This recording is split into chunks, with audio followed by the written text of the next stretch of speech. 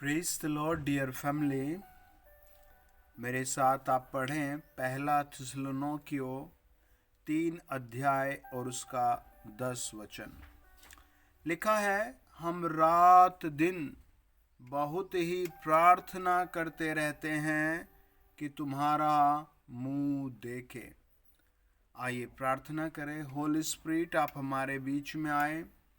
जो लोग मुझे सुन रहे हैं उन सब को नया करें। हर एक समस्या, बीमारी, दुष्टात्मा, रुकावट आप दूर करें। आत्मा में, मन में, देह में, घर में आप नई आशीषें दें। जो लोग इस समय फेथ से हाँ और आमीन कमेंट्स में लिख रहे हैं, होली स्पिरिट उनके लिए आज ही ब्रेक थ्रू हो, आज ही चंगाई हो, आज ही आशीष का दरवाजा खुले। हर जादू, टोना, भूत, प्रेत, निराशा, डिप्रेशन, फैमिली प्रॉब्लम यीशु मसीह के महापवित्र नाम में हटाई जाए। आमीन। माय डियर फैमिली, वचन बताता है आप जब तक पुराना नहीं फेंकेंगे नया नहीं पकड़ पाएंगे। जब तक आप पुरानी चीजें अपने जीवन से नहीं निकालेंगे तब तक आप नया कुछ भी नहीं पकड़ पाएंगे। समझो, जैसे आप रात भर पिक्चर देखते हैं और फिर आप सुबह ही सोचते हैं कि कोई बड़ा ब्रेक थ्रू हो जाए, कोई बड़ा चमत्कार हो जाए। क्या होगा आप ही बताएं। नहीं, वचन कहता है मरकुस 10 अध्याय, जब अंधे ने पता लगा, भिखारी ने पता लगा प्रभु यीशु मसीह आ रहा है, तो अपना वो कपड़ा जिस पर वो भीख मांगता था फेंक कर प्रभु यीशु को पुकारने लगा, प्रभु यीशु, प्रभु यीशु, प्रभु यीशु। और प्रभु यीशु ने उसकी प्रार्थना सुने। मत्ती 8 अध्याय बताता है, जब एक कोढ़ी को पता लगा प्रभु यीशु आ रहा है तो सब कुछ छोड़कर उसके पीछे भागा। लोगों ने रोका, फिर भी वो भागा। जब तक आप पुराना नहीं छोड़ेंगे तब तक आप नया नहीं प्राप्त करेंगे। जब तक आप मॉर्निंग प्रेयर सही से नहीं बांध रहे हैं, जब तक आप संडे वर्शिप सही से नहीं बांध रहे हैं, जब तक आप पूरा 10% प्रभु को देना, दशमांश देना नहीं शुरू कर रहे हैं, तो कुछ ना कुछ रुकावटें आती ही रहेगी। मैं आपको एक सच्ची बात बताता हूँ, इस जीवन में स्थिर कुछ भी नहीं है। इस जीवन में आप देखिए, आपकी काया, बॉडी पहले कितनी सुंदर थी, फिर क्रूफ हो गई। आपने देखभाल की तो सुंदर हो गई। आंखें पहले चमकदार थी, अब धुंधली हो गई है। कई बार बिजनेस बहुत हाई जाता है, कई बार बहुत डाउन जाता है। लेकिन जब आप प्रार्थना करते हैं तो परमेश्वर हालात बदल देता है। वो कहता है, हम रात दिन बहुत प्रार्थना करते हैं कि तुम्हारा मुंह देखें, है ना। वो सिर्फ फेस टू फेस होने के लिए, उनसे मिलने के लिए विद कंपैशन प्रार्थना कर रहा है, विद पावर प्रार्थना कर रहा है। आपको जीवित परमेश्वर से मिलना है, आपको नरक को छोड़ना है, नरक की आग से बचना है, अनंत काल की मृत्यु से बचना है, जीवन में प्रवेश करना है। और जब तक आप खुद स्वयं अपनी कमर नहीं बांधेंगे, कमर नहीं कसेंगे, तब तक आपको कोई भी ताकत नहीं छुड़ा पाएगी। तब तक आप उसी अंधेरे में बार बार जाते रहेंगे, गिरते रहेंगे, रोते रहेंगे, बिलखते रहेंगे। अगर आपको कुछ ब्रेक थ्रू करना है तो अपनी कमर बांधकर सीधे खड़े हो जाएं और सामर्थ्य के साथ आगे बढ़ना शुरू करें। आपको बहुत कुछ छोड़ना है, बहुत कुछ पकड़ना है, बहुत कुछ पुराना भुलाना है, बहुत कुछ नया सीखना है। वचन बताता है, जब हम उत्पत्ति 37 अध्याय का 34 वचन पढ़ते हैं, तब याकूब ने अपने वस्त्र फाड़े और कमर में टाट लपेटा और अपने पुत्र के लिए बहुत दिन तक विलाप करता रहा। क्यों? क्योंकि उसे खबर मिली थी कि उसका लवली सन मर चुका है, उसका प्यारा बेटा मर चुका है। और उसके वियोग में वो क्या करता है, वो अपने कपड़ों को फाड़ देता है। देखो वो कितनी अलग एक्टिविटी करता है दुख के कारण। अगर आपको स्वर्ग जाना है तो आपको एक सुंदर पगड़ी परमेश्वर से पानी होगी, एक सुंदर जीवन, पवित्र जीवन आपको पाना होगा। अगर आप इस चीज को पकड़ेंगे, नई चीजें हैं, एक नई सामर्थ्य रखेंगे, तो आप बहुत कुछ नया प्राप्त करेंगे। आपको पता है, आपकी बॉडी में आपको नहीं पता लगेगा कब पैर में, कब पेट में, कब आंखों में, कब गुप्त अंगों में क्या बीमारी बन जाए। आपको बस ये लगेगा मैं उस बीमारी से जूझ रहा, तब इससे जूझ रहा हूँ। जब हम यशाया 38 अध्याय पढ़ते हैं, उसको फरमान मिला कि you will be die today, तो आज ही मर जाएगा।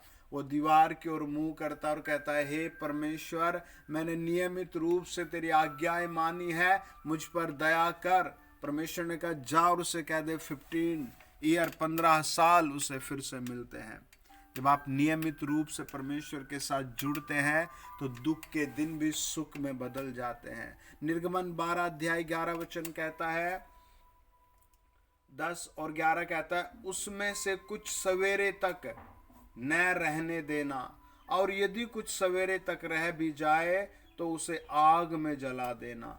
और उसके खाने की यह विधि है कि कमर बांधे, पांव में जूती पहने और हाथ में लाठी लिए हुए उसे फुर्ती से खाना, वह तो यहोवा का फसह होगा।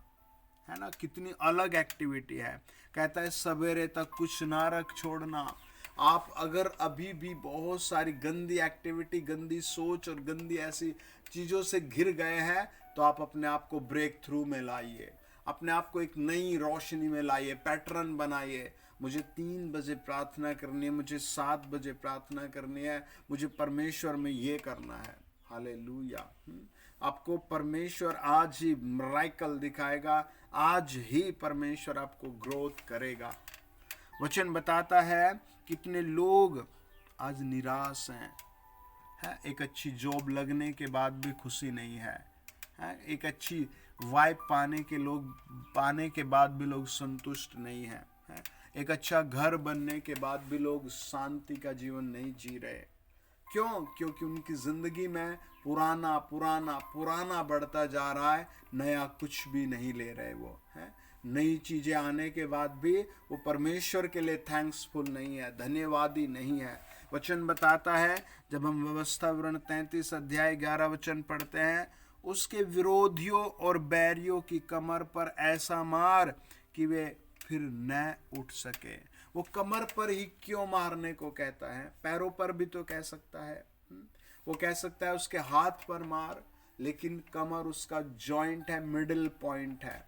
आपकी बीमारी का, कमजोरी का भी एक मिडिल पॉइंट है। आपके पीछे पड़े शैतान को भी भगाने का एक मिडिल पॉइंट है, जो परमेश्वर आपको आज देगा। हालेलुया।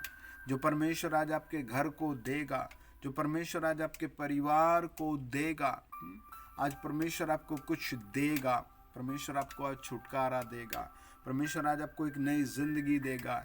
ये आपको लेना है उस मरी हुई देह में, उस गिड़गिड़ाहट में, या फिर उस निंदा में, या फिर उस काल्पनिक बातों में है। उस रोने से बाहर आइए, उस दुख भरी तराई से, गिड़गिड़ाहट से है, उस जादू टोने से, उस आलोचना से बाहर आइए। परमेश्वर आपको एक बड़ी शक्ति बनाएगा। वचन बताता है, जब हम भजन संहिता और उसका 18 अध्याय पढ़ते हैं और 18 अध्याय का 38 वचन पढ़ते हैं, लिखा है, मैं उन्हें ऐसा बांधूंगा कि उठ ना सकेंगे, वे मेरे पाँव के नीचे गिर जाएंगे। है परमेश्वर आपकी प्रॉब्लम्स को ऐसा बांधेगा कि वो आपके पैरों के नीचे गिर जाएगी। कितनी बड़ी सामर्थ आपके साथ है।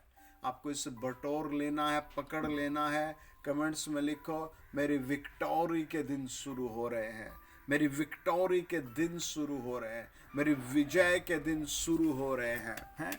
परमेश्वर का वचन कहता है, जब हम भजन संहिता 45 और उसका 2 वचन पढ़ते हैं, तू मनुष्यों की संतानों में परम सुंदर है, तेरे होठों में अनुग्रह भरा हुआ है, इसलिए परमेश्वर ने मुझे सदा के लिए आशीष दी है। क्या आप इस बात को क्लेम करेंगे? क्या आप इस बात को बहुत बार धन्यवाद देंगे? वचन कहता है, तू मनुष्यों की संतानों में परम सुंदर है। कितनी बड़ी डिग्री प्रभु आपको देता है। तेरे होठों में अनुग्रह भरा हुआ है, इसीलिए परमेश्वर ने तुझे सदा के लिए आशीष दी है। आप सदा के लिए आशीषित है। अपने हाथ उठाइए और परमेश्वर का धन्यवाद दीजिए। होली स्पिरिट हर सुनने वाले की जिंदगी में नया काम शुरू करे। होली स्पिरिट हर सुनने वाले की जिंदगी में नया काम शुरू करे। होली स्पिरिट हर सुनने वाले के द्वारा नया काम शुरू करे। In the name of Jesus, amen. Congratulation dear family, परमेश्वर आपके द्वारा नया काम शुरू कर रहा है। अपनी गवाही वीडियो रिकॉर्ड करके हमारे व्हाट्सएप नंबर पर जरूर शेयर करें। आमीन। God bless you.